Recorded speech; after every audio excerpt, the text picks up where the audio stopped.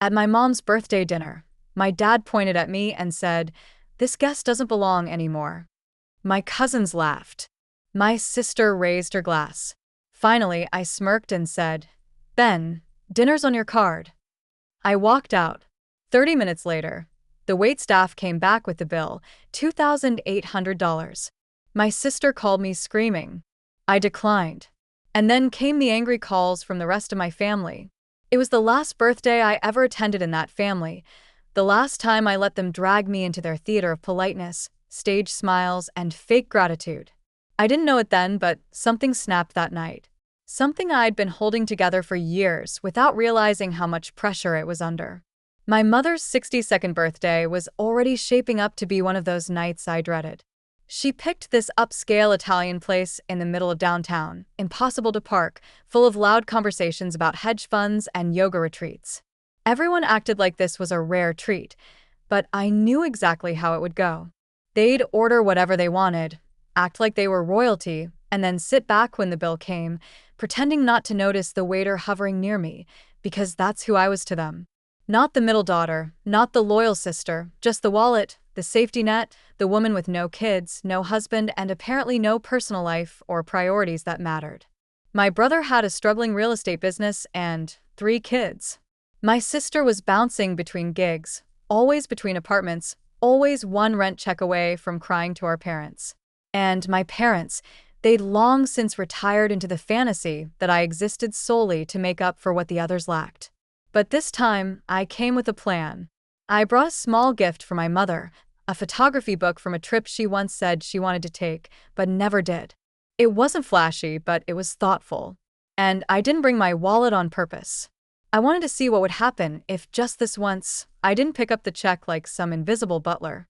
They all pretended not to notice. Dinner started out normally. Everyone talked over each other.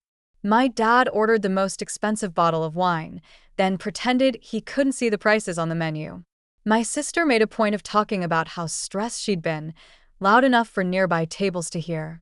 My cousins, who weren't even close to my mom, came mostly for the free food and Instagram stories. I didn't say much. I just watched. Then, right after dessert, my dad stood up and tapped his glass. He gave this speech about how proud he was of our family, how grateful he was for my mother, how lucky he felt to have raised such strong, close-knit children. Then he turned to me. "This guest no longer belongs here." The table went quiet for half a second. Then my cousins laughed like it was a roast. My sister raised her glass and added, "Finally." I looked around. No one seemed confused. No one asked what the hell that was about. It wasn't a joke. It was planned. So I smiled and said, "Then dinner is on you." And I got up and walked out. I didn't look back. I didn't make a scene. I just walked 2 blocks to my car and drove home in silence. It was strange. I felt calm, like I had just stepped out of a burning building and only now realized how hot it had been inside. About 30 minutes later, the waiter brought them the bill, $2,800. And that's when the calls started. First my sister. 6 missed calls. Then my brother, then my dad, which almost never happens. Then the texts. "You better not be serious right now. We can't pay for this. You always do this for family. You just left. Who does that? Are you punishing mom? It's her birthday. I swear to God, you're going to regret this." I turned off my phone and poured myself a drink. It wasn't just about the bill. That night, I finally saw it all clearly. They didn't invite me to celebrate. They invited me to pay for their celebration. And when they thought I might stop being useful, they decided to humiliate me publicly with guests, with cousins, with my mom's old coworker watching. Around 10:30 p.m., someone rang my doorbell. I checked the cam. It was my parents and my brother. I didn't even have time to decide whether to open the door. They buzzed in when a neighbor walked out, and by the time I reached the hallway, they were already inside. They walked in like they owned the place, like it was still the old script, and I was just forgetting my lines. "We need to talk," my dad said. We talked for hours, and not the kind of talking that fixes anything. That night was just the beginning. They didn't knock like people who felt guilty. They knocked like people who were sure they were owed something. By the time I opened the door, they were already halfway in. My dad moved like he'd been rehearsing what to say all the way over. My mom wouldn't meet my eyes. My brother walked in last, quiet, hands in his pockets. Nobody said hi. We just want to understand what that was all about. That's how my dad opened it, like I had flipped a table and stormed out of a wedding. My mom jumped in saying how my leaving had ruined the mood and hurt people. She didn't say who, just people were hurt. My brother said it felt harsh the way I left, like I'd made some private family tension into a public embarrassment. They circled me with guilt like wolves that hadn't hunted in a while. I asked them what they thought I should have done. Sit there and smile while they mocked me in front of guests. Laugh along like it was just a little family ribbing. My dad waved that off. Said it was a joke. Said I shouldn't take everything so personally. My mom said my sister didn't mean it the way it sounded. My brother said it wasn't about the words. It was about how I reacted. That's when I realized they weren't here to apologize. They were here to reset the script. I'd messed up the play. I'd ad-libbed. I was supposed to take the hit, maybe pout a little, and then quietly pull out my credit card when the bill came. They weren't angry that I walked out. They were angry that I didn't pay before I left.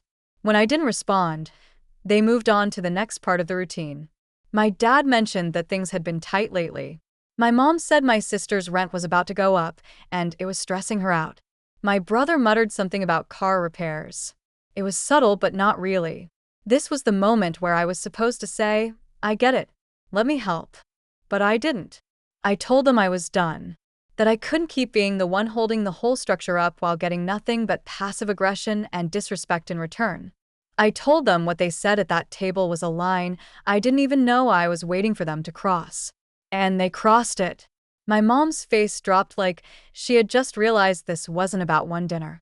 My dad tried to keep control of the room. He asked if I was cutting the family off over a misunderstanding. My brother surprisingly stayed quiet. He looked more awkward than upset, like he'd just realized he came to the wrong house for the wrong conversation.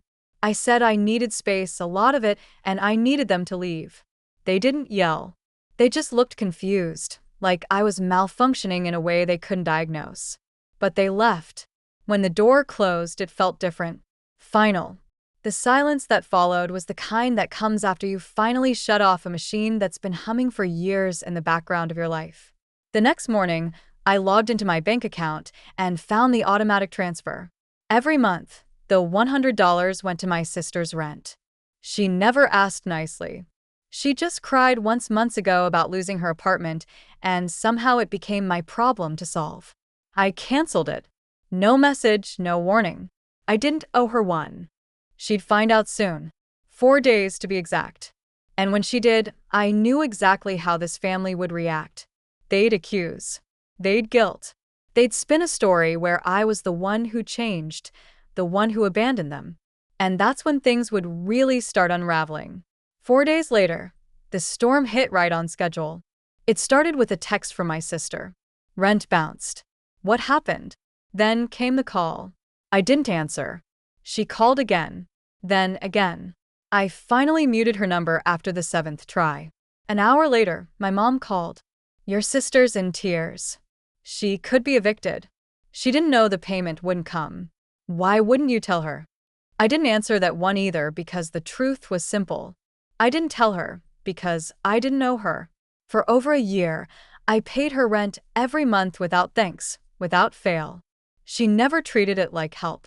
She treated it like payroll, like I was just the unmarried, childless middle daughter whose life existed to keep everyone else afloat.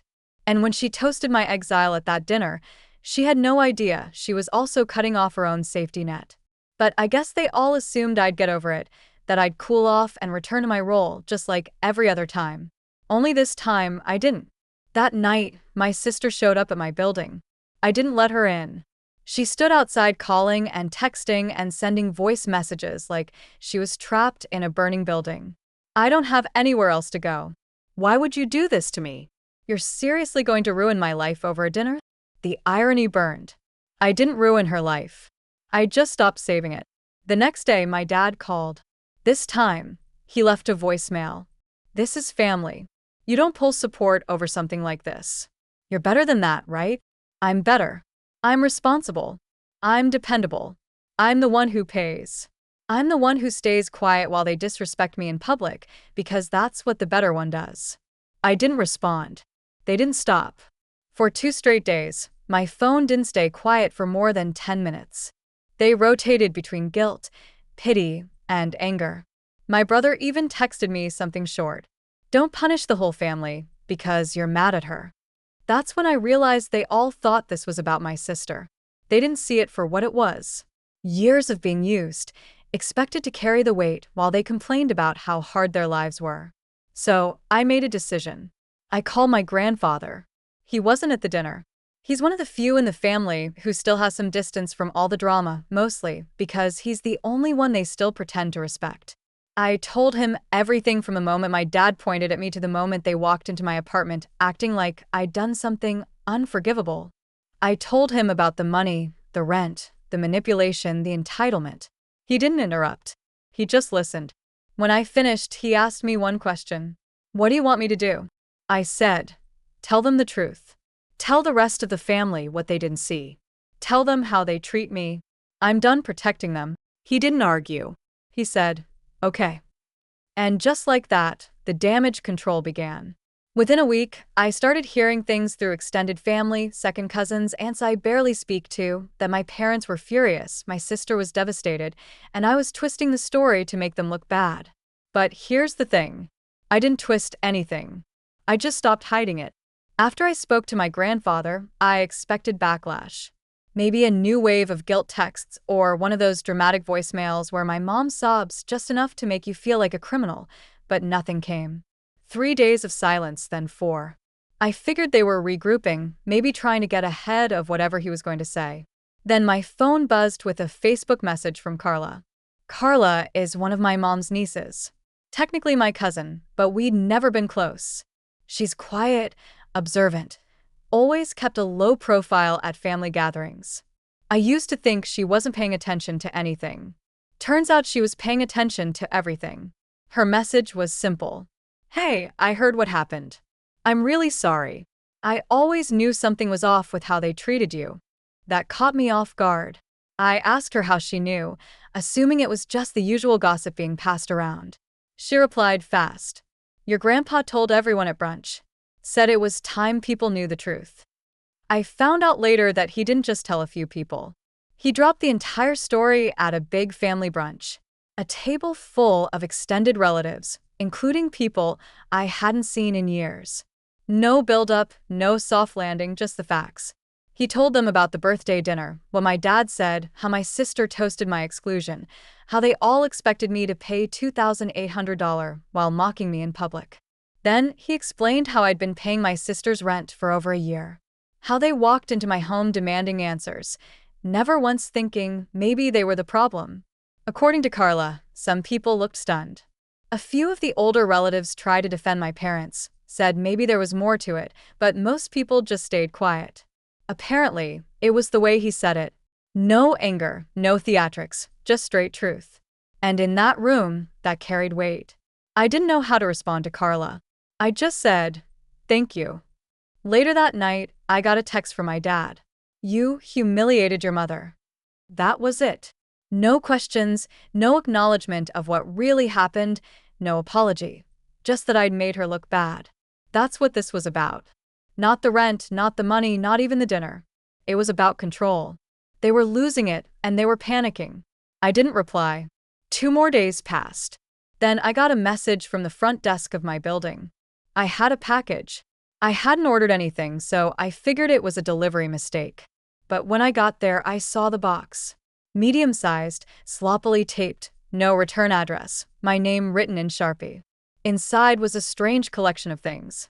A few old shirts I'd forgotten at my parents' house, a coffee mug from college, a school photo of me at 10 years old, and one of those paper cards from a dollar store, completely blank except for one sentence in the middle. And if this is what you want, then here it is. No name, no explanation, just that. It was petty, passive-aggressive, but it told me everything I needed to know. They weren't sorry. They were trying to spin it into my abandonment. I was the villain in their new version of the story. I took the box and dropped it off at the donation center down the street. I didn't need any of it. It was never about the objects anyway. That night, I made it official. I left every group chat, removed myself from every family thread, blocked my sister, my dad, my mom, even my brother. Changed my phone number, updated my contact info with a few relatives who actually treated me like a person.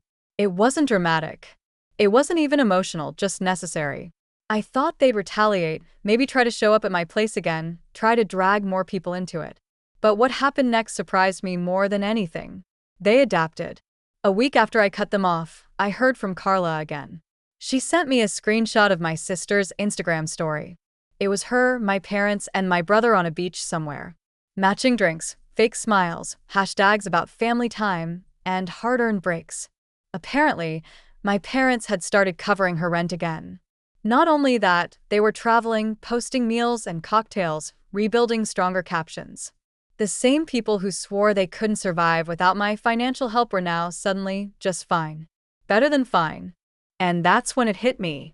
They were never struggling. They were just using me because I let them. When I saw the photo, I just stared. There they were. My parents, my sister, and my brother posing on a beach somewhere that definitely wasn't local. Sunsets, cocktails, hotel cabanas in the background. Hashtags like hashtag finally peace and hashtag family strong in the caption. My sister had tagged a luxury resort in Florida. I didn't know what I expected. Maybe some sign they were struggling. Some hint that they missed me. But no, they looked better than ever, like nothing had happened, like I never existed. It hit differently. Not because I missed them, I didn't. Not anymore. It was the ease of it that got to me. The speed. For years, they'd built this entire story around how hard their lives were. My parents always cutting back. My sister always on the edge. My brother always doing his best with what little he had. And now they were drinking frozen daiquiris and smiling like they'd just escaped a hostage situation. I hadn't even been gone 2 weeks. That same evening, Carla messaged me again. This time, she sent screenshots of texts my sister had been forwarding to the extended family. In one, she said I unexpectedly pulled financial support and left her facing eviction. In another, she implied I'd been emotionally unstable for a while and was punishing the family for being happy without me. The irony was almost impressive. They were better off without me financially, emotionally, socially, and yet somehow I was the villain for walking away. I didn't respond to Carla right away. I needed time to think. But the more I sat with it, the more something became clear. I had spent years managing their reality, paying for things quietly, never saying anything, never telling anyone what I did for them. And now that I wasn't there to filter it all, they were spinning it their way. They had learned one thing from me. Silence creates power. But now it was working against me. So, I wrote something. It wasn't an angry message. It wasn't a rant. It was just the truth, start to finish. I included dates, amounts, and names.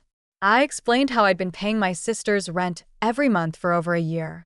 How I had covered 2 of my parents' vacations, including one they told the family was a gift from all the kids.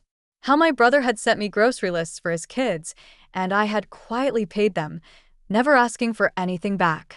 I added screenshots of payment receipts, not to humiliate, but to make it real. And I ended it like this. I didn't walk away because I was angry. I walked away because I finally understood that being useful to people isn't the same as being valued by them. I'm not asking anyone to take sides. I just won't keep lying by staying silent. I sent it to 8 people, just 8. The ones I knew were getting the twisted version from my parents, the ones who had been liking those fake beach posts and commenting things like, "So happy to see you smiling again." Most didn't reply, but 2 did.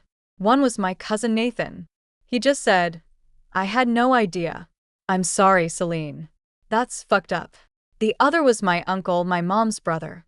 We hadn't spoken in years. His message surprised me. "I always wondered why your parents treated you like you owed them something. Now I get it. Thank you for saying something." Later that night, I got a call from an unknown number. I ignored it. Then came the voicemail. It was my mom. Her voice was cold. No apology, just a sharp tone I'd heard many times before. "I hope you're happy. People are talking." You've embarrassed this family enough. You always knew how to twist things to make yourself look good." She hung up after that. That was the whole message. Not a single word about the truth of what I'd said. Not a denial, just outrage that someone else had heard it. And then the final surprise, my grandfather called. He'd heard what I sent out. I expected him to be upset, maybe ask me to calm things down, but he didn't. He said, "You told the truth." That's more than most of them have done in a lifetime. That night, I slept better than I had in years. Not because they were finally exposed, not because I won, but because for once, I wasn't pretending anymore. I wasn't carrying guilt that didn't belong to me. And they weren't falling apart without me. They were thriving. Because the truth was, they'd always had the money, always had the time. They just didn't want to spend it on themselves. Not when I was willing to foot the bill. I wasn't the villain. I was just the exit plan. And now they needed a new one. The silence didn't last. 2 weeks after I sent the message, I got a letter in the mail. A real physical letter. No return address, typed envelope printed on thick, white paper, like a wedding invitation. For a second, I thought it might be a legal notice. Maybe they were threatening me now. But when I opened it, the first thing I noticed was the handwriting, my dad's. But it wasn't addressed to me. It was a draft meant for someone else. The letter was written to a relative, someone from our grandfather's side. It was a weak attempt at damage control. It explained that I'd had a breakdown after years of isolation, that I'd become bitter after being alone for so long, that they'd done everything they could to support me. They never sent it. Somehow it ended up in my mailbox. Maybe it was a mistake. Maybe someone in the family, tired of the lies, wanted me to see it. I'll never know. What I do know is that it confirmed what I already suspected. They weren't just letting me go. They were trying to erase me. They weren't content with me walking away. They needed to make sure I was the broken one, not them. So, I made the final move. I took down the last of what tied us together. A shared storage unit I had been paying for filled with boxes of family junk they never once bothered to collect. A cell phone plan my sister was still somehow on. I shut down everything, cut the cords, canceled the services, transferred ownership of the few shared assets I could legally remove myself from, and then for the first time in my adult life, I blocked my mother. I hesitated before doing it, not because I thought she deserved another chance. She didn't, but because I knew the firestorm it would trigger, but in the end, I tapped block, and I didn't look back. The next few days were quiet. But then came something unexpected. A message from my grandfather. Short, almost cryptic. "They're scrambling. They didn't know you'd go this far." I called him. He told me that after they realized I'd fully cut them off. No numbers, no emails, no way in, they started turning on each other. My dad blamed my sister for pushing too far at the dinner. My sister blamed my mom for letting it all go public. My brother was apparently trying to stay out of it, but was secretly asking cousins if they thought I'd ever come around. Then he said something I didn't expect. "Your mom's been calling me. Says they want to talk again, but not to apologize. To fix their reputation." That was it. Not to fix anything with me, not to understand. Just to help salvage what other people thought of them. And that was the moment I knew I had made the right choice. All of them, my mom, my dad, my sister, my brother, they'd grown used to treating people like pieces in a game. I was just the one who stopped playing. They were still traveling, still paying rent, still smiling in pictures, but the shine was starting to fade. People were asking questions. People were starting to notice that the story didn't line up. And the more they tried to protect their image, the more obvious it became. They weren't victims. They were just used to never being told no. Now they're on their own. And they don't like it. It's been 3 months since I blocked them. No more calls, no letters, no packages. It's like I disappeared. And honestly, it's been the calmest stretch of time I've had in years. I didn't realize how much noise they brought into my life until it was gone. But yesterday, I got a call from Carla. She said she ran into my sister at the airport of all places. My parents were with her. Apparently, they were flying to Costa Rica. They've been posting less on social media. The captions have changed. Now, it's all vague quotes about letting go of toxic people and finding strength in adversity.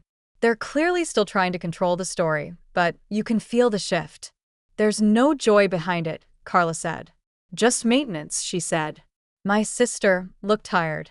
Not physically, emotionally worn out. Like the performative part of it all was starting to drag her down. But the most unexpected part, Carla said my mom asked about me. She didn't say anything kind, just asked if I was still angry, asked if I was still talking to people. And then she said something weird. She'll come around. They always do. Yeah, like I'm not even me anymore. Just a phase, a rebellious version of Celine that will eventually dissolve and return to the role they designed. They still don't get it. This isn't a tantrum. This is peace. And I'm not coming back. I think that's what shocks them the most. That I haven't tried to come back. Haven't sent a message. Haven't cracked open the door. Haven't checked in to see how they're doing. Because that's what I always did. Even after the insults, the cold shoulders, the guilt trips, even when they made me feel like a guest in my own family, I always circled back. But not this time. And every day that passes, I think they realize a little more that I meant it. I used to wonder if I'd feel regret, if there would be a moment where the silence became too much, where I missed them enough to forget everything that happened. But that moment never came. Instead, I started to feel something I hadn't felt in years. Edge clarity. I started remembering who I was before I became their safety net. Before I became the one who always understood, the one who let it go, the one who could handle it. I started making plans for myself. I booked a solo trip, something small, a week in the mountains, no signal, no noise, just me. I started reading again, cooking again, reaching out to friends I'd let drift because I was always too drained by family drama. I reclaimed my space. I rearranged my apartment, cleared out closets full of other people's things, started saying no. Clean, unapologetic no's to people who only showed up when they needed something. It felt like breathing again after years underwater. And somewhere in all that stillness, I started to feel something wild. Hope, not for reconciliation, not for them to change, but for me, for what life could look like when it wasn't filtered through their needs and their moods. One afternoon, I got coffee with Carla. We hadn't seen each other in person since all of it happened. She looked at me for a long moment before saying, "You look light." I laughed. "I feel it." She told me more about what had been going on behind the scenes. Apparently, after I cut them off, my parents tried to rally some of the extended family to their side, but it didn't go as planned. Too many people had heard the truth. Too many had seen the receipts. Too many remembered all the little moments they'd brushed off before. The cracks were showing. Carla said the new story was that I was going through something and needed time to heal. They were just giving me space. It was their way of saving face without admitting guilt. "They still think you'll come back," Carla said. I nodded. They don't realize there's nothing to come back to. Because that's the thing. I didn't just walk away from a bad night or a cruel comment. I walked away from a system, a role, a script I didn't write but kept performing out of obligation. And once I stepped out of it, I saw it for what it really was. A machine that ran on guilt, silence, and unspoken rules that only applied to me. They don't miss me. They miss what I did for them. The money, the emotional labor, the quiet forgiveness. And maybe somewhere deep down, they know that version of me is gone. A few days ago, I got another letter. This time from my mom. Not handwritten, not typed. Just a folded piece of paper slipped into my mailbox. No envelope. One sentence. "We still love you no matter what you think." I stared at it for a while. Love. What kind of love humiliates you in public? What kind of love uses you until you break, then paints you as the villain when you finally say enough? Love to them is a leash.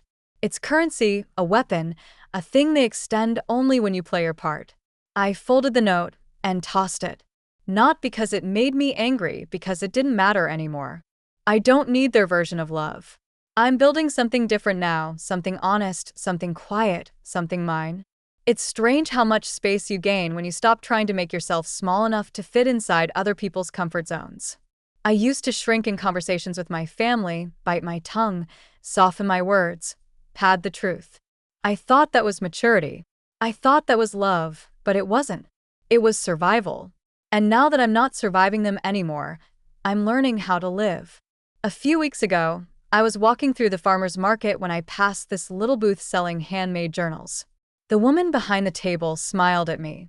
Not like a salesperson, but like someone who saw something in my face.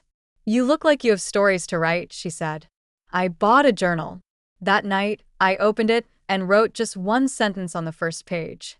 I will not apologize for outgrowing the version of me that made you comfortable. It's not for them. It's for me. It's a reminder that I'm not the villain in their story. I'm the author of mine. And maybe one day, if they ever really want to know me, the real me, not the caricature they crafted to carry their needs, they'll find that version on their own. But I'm not waiting for that day. I'm not checking the mailbox for apologies. I'm not scanning social media for signs of remorse. I'm not sitting in some emotional waiting room hoping they'll change, because I already did, and I'm proud of that. The truth is, I don't hate them. I don't wish them harm. I don't hope they fall apart without me. I just hope they finally realize that love isn't supposed to be conditional. That family isn't supposed to mean ownership, that kindness isn't weakness, and silence isn't consent. And if they never do, that's okay, too, because I'm not carrying that weight anymore. I'm traveling lighter now. My phone is quieter. My mind is calmer. My world is smaller but fuller. I've surrounded myself with people who know me. Not because I pay for things, not because I never say no, but because they value who I am, not just what I provide. That's the life I'm building. And if that makes me the villain in someone else's story, so be it. I'd rather be the villain than the victim. I'd rather walk away than keep pretending. I'd rather choose peace than perform love. And for the first time in my life, I have. This is not a tantrum. This is not a phase. This is not a warning shot or a silent plea. This is the ending and also the beginning. I am Celine, and I'm finally free.